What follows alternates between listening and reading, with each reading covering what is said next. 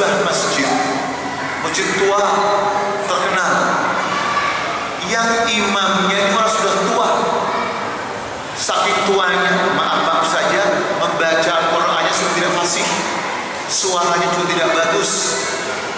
Alhamdulillahirabbil alamin. Pak, beribadah berjamaah dengan suasana seperti ini, semangat atau malas, Pak?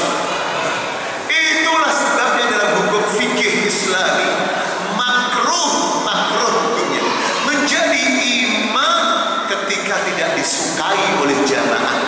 Kenapa makruh? Karena dikhawatirkan masjidnya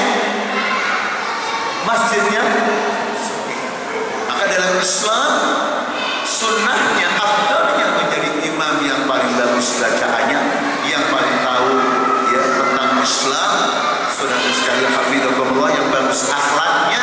Tujuannya bagus sekalian agar masjid itu selalu, masya Allah, ini diantaranya. Jangan banyak-banyak ya, sampai sini saja. Kalau kebanyakan